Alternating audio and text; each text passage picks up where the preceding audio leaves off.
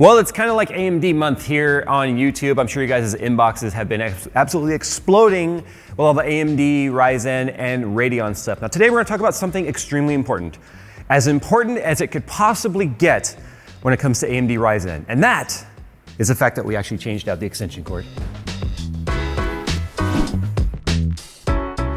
With its unique radiator-mounted pump, premium sleeve tubing, infinity mirror RGB block, and CAM software control, the Kraken M22 all-in-one liquid cooler from NZXT is the perfect choice for small form factor liquid cooling. To learn more, click the link in the description below. All right, so we're going to be doing some overclocking here today with the 3900X. Interesting discussion to take place here because if you've looked at the reviews, and we said in our review that we were going to be doing a separate video regarding overclocking, but you've probably already seen by now that there is not much overclocking headroom. So what we're going to do today is we're going to talk about some of the settings here. They're pretty much the same as previous Ryzen. But we're going to use our Crosshair Hero board as an example. We're going to go through some of the settings, what they mean. Then we're going to show you the max overclocks we can achieve on our 3900X. It should be no surprise where it's going to land. It's pretty consistent across the board on where people are ending up. We're going to talk about how to sort of prepare for overclocking and what to expect. Whether or not it even is worth it this time around when it comes to AMD. Now, obviously the 3900X being the top tier, at least until later this year when the 3950X comes out with more cores.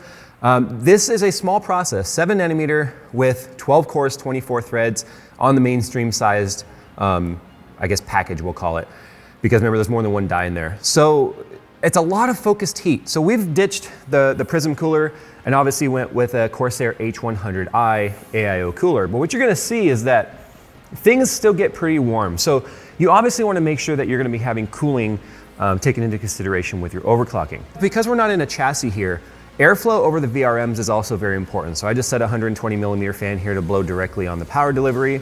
If you've got a chassis with plenty of airflow, you wouldn't have to do this. But obviously for this demonstration, we're doing direct airflow.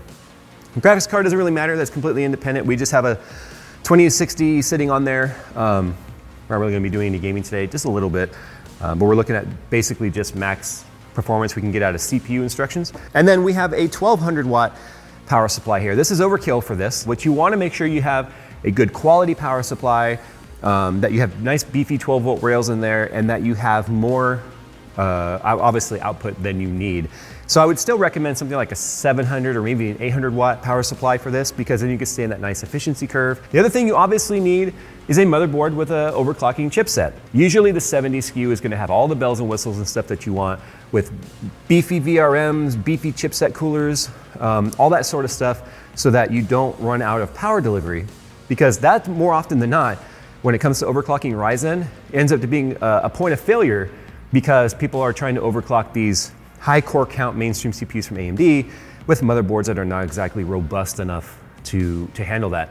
So like I said, we're using the Crosshair Hero motherboard, but here's some of the things you need to keep in mind, and this is gonna hold true for any motherboard manufacturer. I've never been a part of any series launch where the BIOS didn't go through some sort of a maturing process, where some of the stuff, I'm telling you, it's just completely cattywampus. I don't know why I said cattywampus. It's a gray hair thing. If you don't have gray hair, don't use that term. That's our term. But what I want to show here is, even though we are on the latest BIOS that we could basically get our hands on, 7702, there is a lot of weirdness that's still going on with BIOS. You early adopters, you get to deal with this, and guess what? We're all bug testers. Okay, so keep that in mind. If you bought Ryzen 3000, in terms of the motherboards, there's some stuff that you need to be aware of. And what I'm going to show you right now is, even though we are set to defaults, this is the way it ships. This is out of the box. You plugged in your CPU, you turned it on, you touch nothing. This is the way it is as of today with this BIOS. Our CPU is sitting at 1.473 volts. I can tell you right now, that's the reason why even with an H100i, we are sitting at 40 C at idle. That's way too high, because that is about 100 or 200 millivolts or so actually higher than we need it to be for stock settings. There's zero excuse for that. ASUS should have never let this fly. They'll probably come back and say all the reasons why this is fine, and I'm telling you, that's, in my opinion, it's not fine. So the reason why it's not fine is we started hitting over temperature shutdown on the CPU because of it. That's not fine, and when that happens with an AIO, there's nothing you can say to excuse that. Same thing with the voltage on the memory. We're running 2133 base megahertz. We did that for our testing for a reason, and we'll show you why in this video. 1.488 volts is higher than DLCP or XMP settings. If you guys aren't aware, DLCP is the AMD version of XMP, which is basically where it tightens up the timings and speeds up the memory. It's the actual printed numbers on the modules. That's why that's different than what's printed on the module. That's way too high. That should be 1.35 or 1.2 for stock speed. So again, we're overvolting the memory unnecessarily. The other thing here, check this out. SoC voltage. This is the voltage for the fabric, the interconnect between the chiplets on the actual CPU substrate. So that should actually be more like 1.15-ish. That's 1.32. I have no idea why it's so high. In fact, even according to Der Bauer doing LN2 overclocking, he said don't exceed like 1.28 to 1.3 at the most.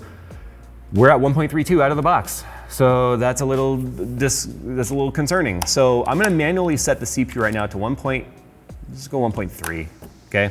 And then our SoC voltage, we're gonna set that to, again, manual, 1.2, okay? DRAM voltage, again, 1.2, we'll go 1.35. We'll just go to the DLCP voltage, we know we're gonna move it. And then the CLDO VDDG voltage, this is another piece of the fabric. So these two voltages, the SoC and the VDDG, are tied together.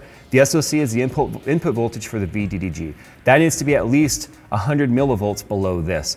Stock for that is 0.95 volts or 1 volt. So I'm setting it to 1 volt. I have no idea what it's sitting at now, but based on what I'm seeing here, in the PLL 1.8 voltage sitting at 2.1, obviously is too high. So I have no reason to believe that the VDDG wouldn't be overvolted.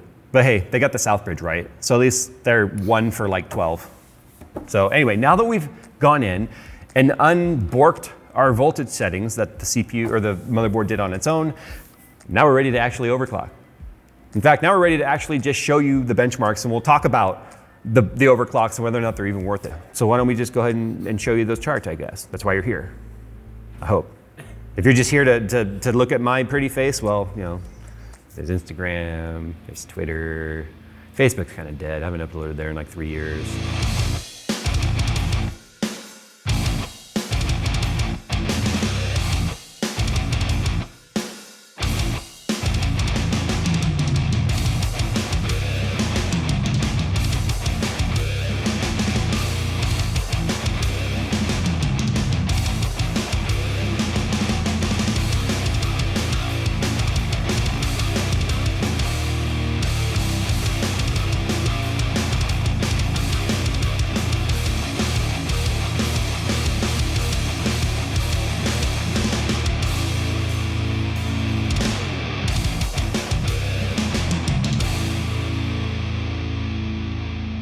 All right, so after spending the last couple of days, because like I said, we did some overclocking yesterday, actually a lot of overclocking yesterday, and then went back through and redid all of our testing today for sanity checks and even added a couple of tests to this that we weren't planning on. So here's the deal. The 3900X, and admittedly this is only the 3900X, the behavior on 3700X and the other SKUs might be different. You can look at all the reviews that have made it out in the market, both written and video format, and you'll find that 4.2, 4.3 is the sweet spot. Very few people hit 4.4. If they did, it took a lot of volts to get there. Some people got complete duds and lost the silicon lottery where they couldn't even get 4.1. And so it's one of those things that it's kind of interesting because the way that the performance boost that's built into this CPU is, depending on the workload, it's going to boost higher or lower. Now you can see as high as 4.6 gigahertz on single core, and that's reflected when we do something like R15 or R20 or something where we can physically tell it only use one core. The problem is with so much software now being at least multi-threaded to the point where it could utilize 4 cores or more, even though we've got 24 threads sitting here, what starts to happen is you don't see 1 or 2 cores bouncing at 4.6. You see them dropping down to more like the 4.3, 4.2 range. What we saw in almost every single one of our tests, whether it be Premiere or it be like Blender, we even did a Far Cry 5 test because we know that's a multi-threaded game, but we also know it's a bit of a CPU bottleneck for a lot of different reasons. But what we saw was we sat more so around the 4.225 range. And that's only about 75 megahertz-ish because it would bounce slightly, lower than our max manual OC, which is 4.3 on all cores. So the takeaway from that is that the 4.6 looks really good on paper, but depending on what you're doing, you're not going to see that often, even in games. Even though there were threads sitting completely idle with Far Cry 5, sitting at 0% utilized, we still were seeing about 4.2 to 4.225 on those cores bouncing around, and sometimes as low as 4.1, 4.15. It bounces all around. It's doing what it's supposed to do. But you would think, because most people go, games are single thread optimization, that's not entirely true these days, because most games that have been developed in the last 4 or 5 years are using multi-threading now. And as soon as you go past one core being loaded, you're not going to see that 4.6. You're not going to see a single core bouncing around at 4.6. And the reason for that is because the CCXs have to act in a grouping. So each CCX is independent of the other. However, you cannot differentiate core speed between different cores on the same CCX. So that's why you see them kind of moving around as a group. So as soon as you're beyond that one core boost, you're not going to see the 4.6. But core behavior is only one side of the coin. You have to take memory into account too. You can't directly compare Intel and AMD though, like frequency-wise. The same as with GPUs between AMD and NVIDIA, you can't just compare them for frequency speed either, because they're two completely different architectures. What you're dealing with here on Ryzen, and this is no different, this has been the case all along, but what you're seeing is a maturity of their chiplet kind of a infrastructure here, where you've got two different CCXs with half the amount of cores on each, plus SMTs on both sides, so 6 and 12 on either side. So one could argue it's two 6-core, 12-thread CPUs, kind of. I think Intel used the joke of glued together. Well, that's called Infinity Fabric, and you have control over that as well. And the speed between the communication, or the Infinity Fabric, is known as the F-clock on here, which we showed.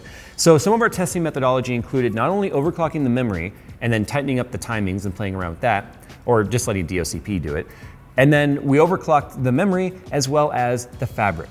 And what we saw, if you look at those charts, is when it comes to productivity, depending on the title, determined whether or not we saw any improvement at all. So that explains why in Premiere we saw a minimal difference between just overclocking the memory and leaving the CPU speed the same, and then we saw a big improvement by leaving the overclocked memory in place, but then increasing the fabric, or the speed between the CCXs.